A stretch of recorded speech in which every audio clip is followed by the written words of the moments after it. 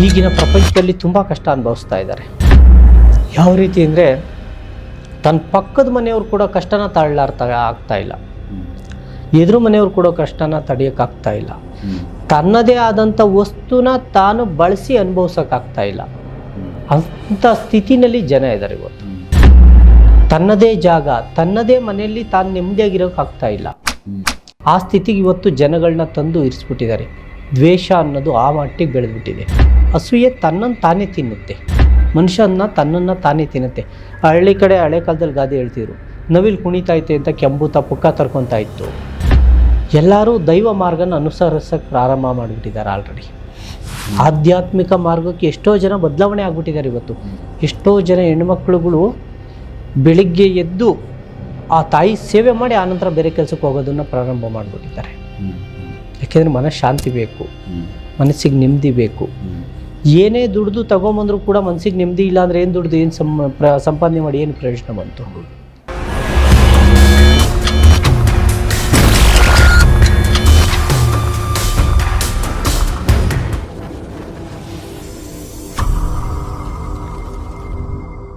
ನಮಸ್ಕಾರ ವೀಕ್ಷಕರೇ. ನಮಸ್ಕಾರ ರಾಜೇಂದ್ರ ಮೇ. ನಮಸ್ಕಾರ ಸರ್. ಸೊ ಸ್ವಲ್ಪ ಗ್ಯಾಪ್ ಆಯಿತು ನಿಮ್ಮ ಜೊತೆ ವಿಡಿಯೋಗಳು ಮಾಡೋಕ್ಕೆ.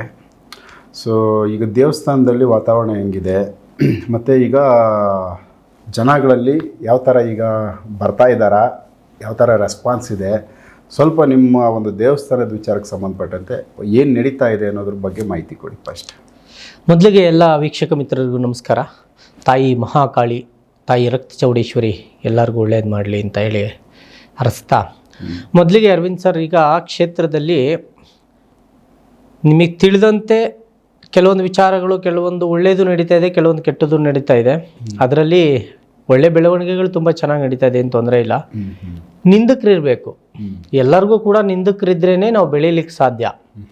ಯಾಕೆಂದರೆ ಯಾರೂ ಇಲ್ಲ, ನಿಂದನೆ ಮಾಡೋರು ಇಲ್ಲ, ಯಾರೂ ಇಲ್ಲ, ಏನೂ ಇಲ್ಲ ಅಂದ್ರೆ ನಮ್ಗೆ ಅದ್ರ ಬಗ್ಗೆ ಗಮನ ಇರಲ್ಲ. ನಾವೇನೋ ಒಂದು ಕುರುಡ್ರು ಥರ ಒಂದೇ ದಾರಿಲಿ ಹೋಗ್ತಾ ಇರ್ತೀವಿ, ಸರಿ ಅಂತ ಹೋಗ್ತಾ ಇರ್ತೀವಿ. ಈ ಥರ ಕೆಲವೊಂದು ವಿಚಾರಗಳು ಬಂದಂಥ ಸಮಯದಲ್ಲಿ, ಈ ಥರ ನಿಂದನೆಗಳು ಬಂದಂಥ ಸಮಯದಲ್ಲಿ ನಾವು ಎಚ್ಚೆತ್ಕೊಳ್ಳೋಕ್ಕೆ ತುಂಬ ಅನುಕೂಲ ಆಗುತ್ತೆ. ಯಾರನ್ನ ಎಲ್ಲಿಡಬೇಕು, ಯಾರನ್ನ ಎಷ್ಟಕ್ಕೆ ಉಪಯೋಗ ಮಾಡ್ಕೊತಾರೆ, ಎಲ್ಲಿ ಕೈ ಬಿಡ್ತಾರೆ ಅನ್ನೋದು ಅವಾಗ ಅರ್ಥ ಆಗುತ್ತೆ ನಮಗೆ. ಯಾಕೆಂದರೆ ನಮ್ಮನ್ನು ಉಪಯೋಗ ಮಾಡ್ಕೊಂಡಿದ್ದು ಹಂಗೇನೆ. ಉಪಯೋಗ ಮಾಡಿಕೊಂಡು ಅವ್ರಿಗೆ ಬೇಕಾದಂಥ ಸಮಯದಲ್ಲಿ ಉಪಯೋಗ ಮಾಡಿಕೊಂಡು, ಬೇಡದೇ ಇದ್ದಂಥ ಸಮಯದಲ್ಲಿ ಯಾವ ಥರ ಕೈ ಬಿಡ್ತಾರೆ ಅನ್ನೋದು ಅನುಭವ. ಅದಕ್ಕೋಸ್ಕರ ನಿಂದಕರಿರ್ಬೇಕು ನಮಗೆ. ಅದು ಈ ವಿದ್ಯೆನಲ್ಲಿ, ಈ ದಾರಿನಲ್ಲಿ ಅವೆಲ್ಲ ಕಾಮನ್, ಅಂಥವರೆಲ್ಲ ಸಹಜ.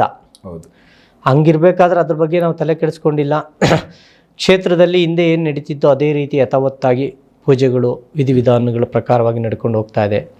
ಭಕ್ತರು ಬರ್ತಾ ಇದ್ದಾರೆ, ಅವ್ರಿಗೆ ಬಂದಿರತಕ್ಕಂಥ ಕಷ್ಟಗಳನ್ನ ಆ ತಾಯಿ ಹತ್ರ ಪ್ರಾರ್ಥನೆ ಮಾಡಿಕೊಂಡು ಒಪ್ಪಿಸ್ಕೊಂಡು ಅವ್ರಿಗೇನು ಕಷ್ಟ ಇದೆ ಅದನ್ನು ಪರಿಹಾರ ಮಾಡ್ಕೊಂಡು ಹೋಗ್ತಾ ಇದ್ದಾರೆ. ಅದಕ್ಕೇನು ಸಮಸ್ಯೆ ಇಲ್ಲ.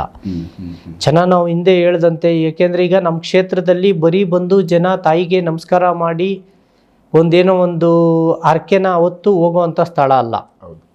ನಮ್ಮ ಸ್ಥಳದಲ್ಲಿ ಹೆಂಗೆ ಅಂದರೆ ಪರಿಹಾರ ಸ್ಥಳ ನಮ್ಮವು. ಅಲ್ಲಿಗೆ ಬಂದಂಥ ಜನಗಳನ್ನ ಕರೆದು ಕುಂಡ್ರಿಸಿ ಮಾತನಾಡಿಸಿ ಅವ್ರಿಗಿರ್ತಕ್ಕಂಥ ಸಮಸ್ಯೆಗಳನ್ನ ಹೇಳಿ ಅದಕ್ಕೆ ಬೇಕಾದಂಥ ಪರಿಹಾರಗಳನ್ನ ಸೂಚಿಸಿ ಕಳಿಸೋವಂಥ ಕ್ಷೇತ್ರ. ಕೆಲವೊಂದು ಕ್ಷೇತ್ರಗಳೇನು ನಾರ್ಮಲ್ಲಾಗಿ ಬೆಳಗ್ಗೆ ಎದ್ದು 6 ಗಂಟೆಗೆ ಜನ ಬಂದು ಕ್ಯೂನಲ್ಲಿ ನಿಂತು ತಾಯಿ ದರ್ಶನ ಮಾಡಿ ಕೈ ಮುಗಿದು ಹೋದರೆ ಬೇರೆ ಲೆಕ್ಕ. ಇದು ನಮ್ಮದು ಶಕ್ತಿಪೀಠನೂ ಹೌದು, ತಾಂತ್ರಿಕ ಪೀಠನೂ ಹೌದು. ಇಲ್ಲಿ ಎಲ್ಲ ಥರ ಸಮಸ್ಯೆಗಳು ಇರತಕ್ಕಂಥ ಜನ ಬರ್ತಾರೆ. ಎಲ್ಲ ಥರ ಸಮಸ್ಯೆಗೂ ಪರಿಹಾರ ಕೂಡ ಸೂಚಿಸ್ತಾಳೆ ತಾಯಿ. ಹಂಗಿರುವಾಗ ಏನು ಹಿಂದೆ ನಡ್ಕೊಂಬಂದಿದೆ ಅದೇ ರೀತಿಯಾಗಿ ಈಗಲೂ ಕೂಡ ಕ್ಷೇತ್ರದ ಎಲ್ಲ ಕಾರ್ಯಗಳು ನಡ್ಕೊಂಡು ಹೋಗ್ತಾ ಇದ್ದಾವೆ. ಏನು ತೊಂದರೆ ಇಲ್ಲ. ಜನಗಳು ಸಮಸ್ಯೆಗಳ ಏನಿದೆ ಅದಕ್ಕೆ ಪರಿಹಾರನ ಸೂಚಿಸ್ತಾ ಹೋಗ್ತಾ ಇದ್ದೀವಿ. ತೊಂದರೆ ಇಲ್ಲ, ನಡೀತಾ ಇದೆ ತಾಯಿ ಕ್ಷೇತ್ರ. ತಾಯಿ ಏನಾದರೂ ಸೂಚನೆಗಳು ಮುಂದಿನ ದಿನಗಳಲ್ಲಿ ಏನಾದರೂ ಅದ್ಭುತವಾದ್ದು, ಇಲ್ಲಾಂದರೆ ಬೇರೆ ಏನಾದರೂ ಬೆಳವಣಿಗೆಗಳು, ಈ ಥರದ್ದು ಏನಾದರೂ ತಾಯಿ ಸೂಚನೆಗಳು ನಿಮಗೆ ಕೊಟ್ಟೆವರ? ಯುಗಾದಿ ಅಮಾವಾಸ್ಯೆಗೆ ನಾವು ಹೊಸ ವರ್ಷ ಅಂತ ಏನು ನಾವು ಸನಾತನ ಧರ್ಮ, ಹಿಂದೂ ಧರ್ಮದಲ್ಲಿ ನಮಗೆ ಪಂಚಾಂಗ ಓಪನ್ ಆಗದೆ. ನಮಗೆ ಹೊಸ ಪಂಚಾಂಗ ಬರೋದು ಯುಗಾದಿ ಅಮಾವಾಸ್ಯೆ. ಯುಗಾದಿ ಅಮಾವಾಸ್ಯೆ ದಿನ ತಾಯಿ ಏನು ನುಡಿತಾಳೋ ಅದನ್ನು ಆ ನಂತರ ಜನಗಳಿಗೆ ವಾಗ್ದಾನ ಕೊಡೋಣ. ಯಾಕೆಂದರೆ ಯುಗಾದಿ ಅಮಾವಾಸ್ಯೆನೇ ನಮಗೆ ಮುಖ್ಯ. ಅವತ್ತು ತಾಯಿ ಏನು ಬಂದು ಸೂಚನೆ ಕೊಡ್ತಾರೋ ಅದರಂತೆ ಮುಂದಿನ ಏನೈತೆ ಕೊಟ್ಕೊತಾ ಹೋಗ್ಬೋದು. ಸೊ ಇದು ಬಿಟ್ಟು ಈಗ ಸ್ಪೆಷಲ್ ಕೇಸ್ಗಳು ಅಂತ ನೀವು ನಿಮ್ಮ ಜಾಗದಲ್ಲಿ ಹುಡುಕಿ ಈ ಥರದ್ದು ಒಂದಷ್ಟು ಅನುಭವಗಳು, ಯಾಕಂದರೆ ನಮ್ಮಲ್ಲಿ ಸಾಕಷ್ಟು ಜನ ಗುರುಗಳು ಒಂದೊಂದು ಸ್ಪೆಷಲ್ ಕೇಸ್ಗಳನ್ನ ಸಾಕಷ್ಟು ನಮ್ಮ ವೀಕ್ಷಕರ ಗಮನಕ್ಕೆ ತೊಗೊಂಬಂದವ್ರೆ. ಕೆಲವೊಂದು ವಿಚಿತ್ರವಾದ ಕೇಸುಗಳು ಬರ್ತವೆ, ರೆಗ್ಯುಲರ್ ಇಲ್ಲದೆ ಇರೋ ವಿಚಾರಗಳು. ಸೊ ಈ ಥರದ ವಿಚಾರಗಳು ನಿಮ್ಮ ದೇವಸ್ಥಾನಕ್ಕೆ ಸ್ಪೆಷಲ್ ಕೇಸ್ಗಳು ಅನ್ನೋ ಥರ ಹೇಳಬೇಕು ಅಂದರೆ ಯಾವೆಲ್ಲ ವಿಚಿತ್ರ ಕೇಸುಗಳು ನೀವು ಕಂಡಿದ್ದೀರಾ, ನೀವು ಅದನ್ನು ಸಕ್ಸಸ್ ಮಾಡಿಕೊಟ್ಟಿದ್ದೀರಾ, ಆ ಅನುಭವಗಳೇನಿದ್ರೆ ಶೇರ್ ಮಾಡಿ. ಅರವಿಂದ್ ಸರ್, ನಾನು ನಿಮಗೆ ಒಂದು ವಿಚಾರ ತಿಳಿಸೋಕೆ ಇಷ್ಟಪಡ್ತೀನಿ. ಏನು ವಿಚಾರ ಅಂದರೆ, ನಮ್ಮ ತಾಂತ್ರಿಕ ಪದ್ಧತಿಯಲ್ಲಿ, ನಮ್ಮ ಈ ವೈದ್ಯ ಪದ್ಧತಿನಲ್ಲಿ ಪರಿಹಾರ ಆದವ್ರನ್ನ ಯಾರನ್ನೂ ಕೂಡ ಕರ್ಕೊಂಬಂದು ಮುಂದೆ ಕೂರಿಸ್ಲಿಕ್ಕಾಗಲ್ಲ. ಕಾರಣ ಏನಂದರೆ, ಕೆಲವು ಗುಪ್ತ ವಿಚಾರಗಳಿರುತ್ತೆ ಇದರಲ್ಲಿ. ಗುಪ್ತ ವಿಚಾರಗಳು ತುಂಬ ಅನುಭವಕ್ಕೆ ಬರದೇ ಇದ್ದಂಥವು, ನಮ್ಮ ಜ್ಞಾನಕ್ಕೆ ನಿಲುಕದೇ ಇದ್ದಂಥವು ತುಂಬ ವಿಚಾರಗಳು ನಡೆದಿದ್ದಾವೆ. ಇವತ್ತು ಅನುಭವ ಆಗಿರೋ ಥರ ತುಂಬ ವಿಚಾರಗಳಿದೆ. ಆ ಥರ ತುಂಬ ವ್ಯಕ್ತಿಗಳು ನಮ್ಮ ಹತ್ರ ಬಂದಿದ್ದಾರೆ, ಪರಿಹಾರ ಕೂಡ ಆಗಿದೆ, ಈಗಲೂ ಕೂಡ ಬರ್ತಾನೂ ಇದ್ದಾರೆ. ಎಲ್ಲರೂ ಹೇಳೋ ರೀತಿ ಈ ಕ್ಷೇತ್ರದಲ್ಲಿ ನಂದು ಈ ಥರ ಆಗಿದೆ, ಇವ್ರು ಬಂದು ಮಾತಾಡ್ತಾರೆ, ಇವ್ರು ಹೇಳ್ತಾರೆ ಅಂದರೆ ಕೆಲವೊಂದು ವಿಚಾರಗಳನ್ನ ಮಾತ್ರ ಮಾತಾಡಿಸ್ಬೋದು. ಕೆಲವೊಂದು ಗುಪ್ತ ವಿಚಾರಗಳನ್ನ ಮಾಡಿರ್ತೀವಿ, ಆ ವಿಚಾರಗಳನ್ನ ಮಾತಾಡಿಸ್ಲಿಕ್ಕಾಗಲ್ಲ. ತುಂಬ ಅನುಭವಗಳುಂಟು. ತಾಯಿ ಕ್ಷೇತ್ರಕ್ಕೆ ಯಾವ ರೀತಿ ಜನ ಬರ್ತಾರೆ ಅಂದರೆ, ನಾವು ಈ ದಾರಿಗೆ ಬಂದ ನಂತರ ಇವು ಎಷ್ಟೋ ಅನುಭವಗಳು, ಜನಗಳಿಗೆ ಈ ರೀತಿ ಸಮಸ್ಯೆಗಳು ಕೂಡ ಇದೆಯಾ, ಈ ಥರ ಕಷ್ಟಗಳನ್ನ ಅನುಭವಿಸ್ತಾ ಇದ್ದಾರೆ ಜನ ಅನ್ನೋದು ನಮ್ಮ ಕಣ್ಮುಂದಕ್ಕೆ ಬಂದ್ಬಿಟ್ಟಿದೆ. ನಾವು ಪ್ರತಿ ಅಮಾವಾಸ್ಯೆ ಹುಣ್ಣಿಮೆ ಏನು ತಾಯಿ ಕ್ಷೇತ್ರದಲ್ಲಿ ಹೋಮ ಹವನ ಮಾಡಿದಂಥ ಸಮಯದಲ್ಲಿ, ಪೂರ್ಣಾವತಿ ಸಮಯದಲ್ಲಿ ನನ್ನ ತಾಯಿನ ಕೇಳೋದೊಂದೇ, ಸರ್ವ ಜನಕ್ಕೂ ನೆಮ್ಮದಿ ಶಾಂತಿ ಕೊಟ್ಟು ಕಾಪಾಡು, ಲೋಕ ಕಲ್ಯಾಣಾರ್ಥವಾಗಿ ಏನು ಮಾಡ್ಬೇಕು ಅದನ್ನು ನನ್ನ ಕೈಯಿಂದ ಮಾಡಿಸು, ಎಲ್ಲ ಜನಗೂ ಒಳ್ಳೇದು ಮಾಡಿಕೊಡು ಅಂತ ತಾಯಿನ ಬೇಡ್ತೀನಿ. ತುಂಬ ಸಮಸ್ಯೆಗಳಿದೆ ಅರವಿಂದ್ ಸರ್ ಜನಗಳಲ್ಲಿ. ನಾವು ತಿಳಿದಂತೆ ಇವತ್ತಿನ ಹೆಣ್ಣುಮಕ್ಳುಗಳು ನಾವು ತಿಳ್ಕೊಂಡಿದ್ದೀವಿ, ಈಗಿನ ಪ್ರಪಂಚದಲ್ಲಿ ತುಂಬ ಕಷ್ಟ ಅನುಭವಿಸ್ತಾ ಇದ್ದಾರೆ.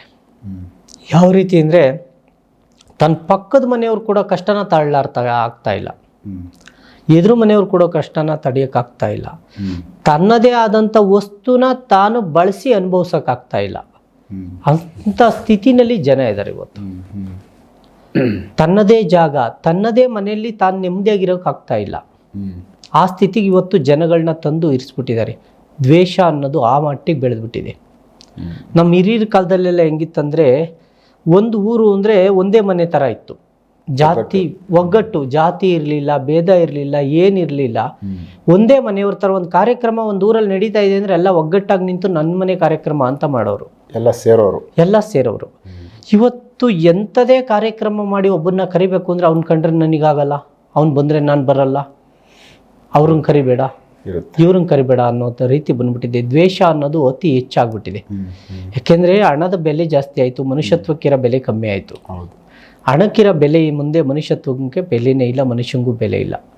ಆ ರೀತಿಯಾಗಿ ಇವತ್ತು ಜನ ತುಂಬ ಕಷ್ಟದಲ್ಲಿದ್ದಾರೆ. ತುಂಬ ಕಷ್ಟದಲ್ಲಿ ಇರೋದ್ರಿಂದ ಇವತ್ತು ಎಲ್ಲರೂ ದೈವ ಮಾರ್ಗನ ಅನುಸರಿಸೋಕ್ಕೆ ಪ್ರಾರಂಭ ಮಾಡಿಬಿಟ್ಟಿದ್ದಾರೆ ಆಲ್ರೆಡಿ. ಆಧ್ಯಾತ್ಮಿಕ ಮಾರ್ಗಕ್ಕೆ ಎಷ್ಟೋ ಜನ ಬದಲಾವಣೆ ಆಗ್ಬಿಟ್ಟಿದ್ದಾರೆ ಇವತ್ತು.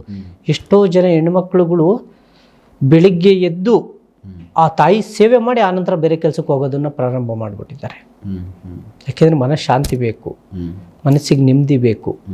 ಏನೇ ದುಡ್ದು ತಗೊಂಬಂದ್ರು ಕೂಡ ಮನಸ್ಸಿಗೆ ನೆಮ್ಮದಿ ಇಲ್ಲ ಅಂದರೆ ಏನು ದುಡ್ದು ಏನು ಸಂಪಾದನೆ ಮಾಡಿ ಏನು ಪ್ರಯೋಜನ ಬಂತು? ಅದಕ್ಕಾಗಿ ಇವತ್ತು ಜನಕ್ಕೆ ತುಂಬ ಕಷ್ಟದಲ್ಲಿದ್ದಾರೆ.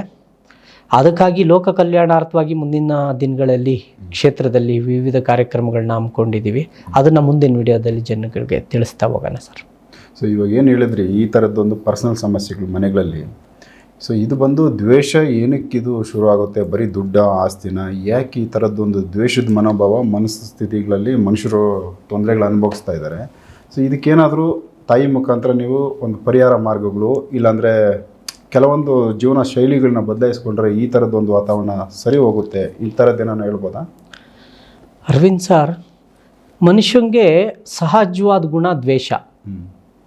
ದ್ವೇಷ ಸಹಜವಾಗಿ ಬಂದ್ಬಿಟ್ಟಿದೆ. ಈಗ ಅಸೂಯೆ. ಈಗ ಅರವಿಂದ್ ಸರ್ ಒಂದು ಬೈಕ್ ತಂದರೆ ನಾನು ಕಾರ್ ತರಬೇಕು, ಕಾಂಪಿಟೇಷನ್, ಪೈಪೋಟಿ. ಅದು ಒಳ್ಳೆ ದಾರಿನಲ್ಲಿ ತಂದರೆ ಭಾಳ ಖುಷಿ. ಜನ ಬೆಳವಣಿಗೆ ಆಗ್ತಾ ಇದ್ದಾರೆ, ಅಭಿವೃದ್ಧಿ ಆಗ್ತಾ ಇದ್ದಾರೆ ಅಂತ ಖುಷಿ ಪಡ್ಬೋದು. ಆದರೆ ಅಸೂಯೆಯಿಂದ ಯಾವುದೂ ಮಾಡಬಾರ್ದು. ಅಸೂಯೆಯಿಂದ ಮಾಡಿ ಅಸೂಯೆ ತನ್ನನ್ನು ತಾನೇ ತಿನ್ನುತ್ತೆ, ಮನುಷ್ಯನ ತನ್ನನ್ನು ತಾನೇ ತಿನ್ನುತ್ತೆ. ಹಳ್ಳಿ ಕಡೆ ಹಳೆ ಕಾಲದಲ್ಲಿ ಗಾದೆ ಹೇಳ್ತಿದ್ರು, ನವಿಲು ಕುಣಿತಾ ಐತೆ ಅಂತ ಕೆಂಬೂತ ಪುಕ್ಕ ತರ್ಕೊತಾ ಇತ್ತು. ಅನ್ನೋ ಲೆಕ್ಕಾಚಾರದಲ್ಲಿ ಇವತ್ತಿನ ಜನಗಳು ಇವ್ರು ಮಾಡ್ಕೊಂಡು ಬರ್ತಾ ಇದ್ದಾರೆ.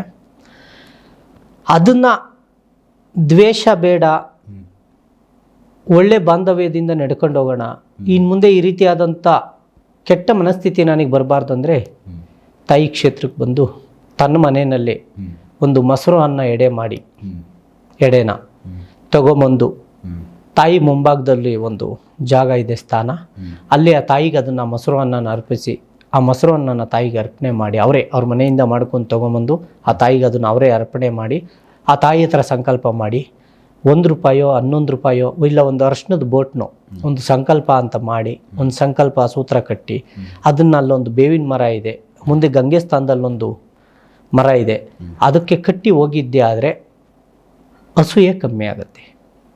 ಅಸೂಯೆ ನಮ್ಮಲ್ಲಿರೋದಾ ಇಲ್ಲ ಬೇರೆಯವರು? ನನ್ನಲ್ಲಿರೋದು, ನನ್ನೊಳಗಡೆ ಇರೋದು ಕೂಡ ತಾಯಿ ತಗೊಂತಾಳೆ. ಮೊದ್ಲಿಗೆ ನನ್ನಲ್ಲಿರೋ ಅಸೂಯೆನ ನಾನು ಸಾಯಿಸ್ಕೊಬೇಕು. ನಾನು ಇನ್ನೊಬ್ಬರ ಬಗ್ಗೆ ಮಾತನಾಡ್ಲಿಕ್ಕಿಂತ ಮುಂಚೆ ತನ್ನೊಳಗಡೆ ಇರ್ತಕ್ಕಂಥ ಅಸೂಯೆನ ಸಾಯಿಸ್ಕೊಂಡ್ರೆ ಇನ್ನೊಬ್ಬನ ಮೇಲೆ ನಾನು ದ್ವೇಷಕಾರ ಇಲ್ಲ ಅಂದ್ರೆ ಅವ್ನು ನನ್ನ ಮೇಲೆ ದ್ವೇಷಕಾರಕ್ಕೆ ಯಾರೂ ಬರೋದಿಲ್ಲ. ಅದಕ್ಕೋಸ್ಕರ ಮೊದಲು ತನ್ನೊಳಗಡೆ ಇರ್ತಕ್ಕಂಥ ಅಸೂಯೆನ ತಾಯಿಗೊಪ್ಸಿ, ತಾಯಿ ಕೊಟ್ಬಿಡಿ. ಆಗ ನೀವು ಮಾಡ್ತಕ್ಕಂಥ ಎಲ್ಲ ಕಾರ್ಯದಲ್ಲೂ ಎಲ್ಲ ಕೆಲಸದಲ್ಲೂ ಜಯ ಸಿಕ್ಕತ್ತೆ. ನೀವು ಪ್ರೀತಿಯಿಂದ ಕಾಣಿ, ಎಲ್ಲರೂ ನಿಮ್ಮನ್ನು ಪ್ರೀತಿಯಿಂದ ಕಾಣ್ತಾರೆ. ಸೊ ಬೇರೆಯವ್ರ ಕಡೆಯಿಂದನೂ ಈ ಥರದ್ದೊಂದು ಘಟನೆ ಆದಮೇಲೆ, ಅಂದರೆ ಈ ಥರದ್ದೊಂದು ಏನೋ ಒಂದು ಪೂಜೆ ಆದಮೇಲೆ ಬೇರೆಯವರು ಕೂಡ ಅಸೂಯೆ ಪಡೋದನ್ನು ಕಡಿಮೆ ಮಾಡ್ತಾರೆ. ಆ ತಾಯಿ ಹತ್ರ ಅವತ್ತು ಸಂಕಲ್ಪ ಮಾಡಿ ನಾನು ಹೇಳಿದಂತೆ ₹1 ಒಂದು ನಾಣ್ಯನೋ ಇಲ್ಲ ಒಂದು ಅರ್ಶನದ ಕೊಂಬನೋ ಸಂಕಲ್ಪ ಸೂತ್ರ ಕಟ್ಟಿ ಆ ತಾಯಿ ಹತ್ರ ಹೇಳಿ ಆ ತಾಯಿಗೆ ಒಪ್ಪಿಸಿ, ತಾಯಿ ಇಂಥವ್ರಿಂದ ನನಗೆ ತೊಂದರೆ ಆಗ್ತಾ ಇದೆ, ತಾಯಿ ಇವ್ರು ಅಸೂಯೆ ಪಡ್ತಾ ಇದ್ದಾರೆ, ಇವರಿಂದ ನಂಗೆ ಯಾವುದೇ ತೊಂದರೆ ಆಗದಿಲ್ಲದೆ ಅಂತೆ ಕಾಪಾಡು ಅಂತೇಳಿ ಅದನ್ನು ಗಿಡ ಕಟ್ಟಿದ್ದೆ ಆದರೆ ಕೊನೆ ಆಗತ್ತೆ. ಸೊ ಇದು ಆ ತಾಯಿ ಗಮನಕ್ಕೆ ಹೋಗ್ಲಿ ಅಂತ ಈ ಒಂದು ಘಟನೆ, ಇದನ್ನ ಮಾಡೋದು. ಹೌದು, ಆ ತಾಯಿನೇ ಮಾಡಬೇಕು. ಅಲ್ಲಿ ಹೋಗಿ ಅದ್ರ ಬರೀ ಒಂದು ಅಪ್ಲಿಕೇಶನ್ ಹಾಕಿ ಬರೋದು ಅಷ್ಟೇ. ತಾಯಿಗೆ ಶತ್ರುಗಳು ತುಂಬ ಎಲ್ಲರಿಗೂ ಇರ್ತಾರೆ. ಸಾಮಾನ್ಯವಾಗಿ 1-2 ಮೇನ್ ಶತ್ರುಗಳನ್ನೋ ಥರನೂ ಕಾಣಿಸ್ತಾರೆ.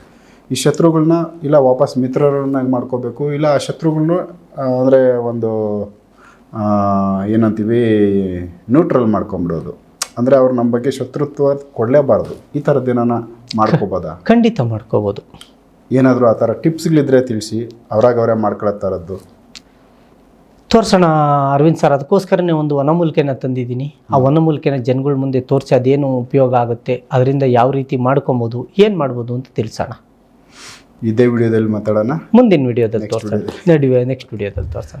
ಓಕೆ ವೀಕ್ಷಕರೇ, ಯಾಕಂದರೆ ರಾಜನ್ ತಿಮ್ಮಯ್ಯ ಅವರು ಅವ್ರ ದೇವಸ್ಥಾನದಲ್ಲಿ ಇವತ್ತು ಯಾವ ಥರದ್ದೊಂದು ವಾತಾವರಣ ಇದೆ, ಜನಗಳು ಯಾವ ಥರ ರೆಸ್ಪಾನ್ಸ್ ಅಲ್ಲಿ ಬರ್ತಾ ಇದೆ, ಸಮಸ್ಯೆಗಳಿದ್ದವರು ವಾಪಸ್ ಮತ್ತೆ ಬರ್ತಾವ್ರ ಏನು, ಆ ಒಂದು ವಿಚಾರನ ಈ ಒಂದು ವಿಡಿಯೋದಲ್ಲಿ ಮಾತಾಡಿದ್ದೀವಿ. ಸೊ ನಾರ್ಮಲ್ ಯಥಾಸ್ಥಿತಿ ತೊಂದರೆಗಳಲ್ಲಿರೋರು ಅಲ್ಲಿ ಹೋಗ್ತಾ ಇದ್ದಾರೆ, ಸಮಸ್ಯೆಗಳು ಪರಿಹಾರ ಪಡ್ಕೊತಾ ಇದ್ದಾರೆ. ಸೊ ಅದ್ರ ಬಗ್ಗೆ ಮಾಹಿತಿ ಕೊಟ್ಟವ್ರೆ. ನೆಕ್ಸ್ಟು ಕೆಲವೊಂದು ಉಪಯೋಗ ಆಗೋ ಥರದ್ದು ಟಿಪ್ಸ್ಗಳ ಟೈಪ್ ಏನಾದರೂ ವಿಡಿಯೋಗಳನ್ನ ರಾಜನ್ ತಿಮ್ಮಯ್ಯ ಅವ್ರ ಕಡೆಯಿಂದ ಅವರಲ್ಲಿರೋ ವಿದ್ಯೆಗಳನ್ನ ಹೊರಗಡೆ ತೊಗೊಂಬಂದು ತೋರಿಸೋ ಥರದ್ದು ಒಂದಷ್ಟು ವಿಡಿಯೋಗಳನ್ನ ನಾನು ಮಾಡ್ತೀನಿ. ಸೊ ಎಪಿಸೋಡ್ ನೋಡ್ತಾ ಹೋಗಿ. ನಮಸ್ಕಾರ. ನಮಸ್ತೆ ವೀಕ್ಷಕರೇ.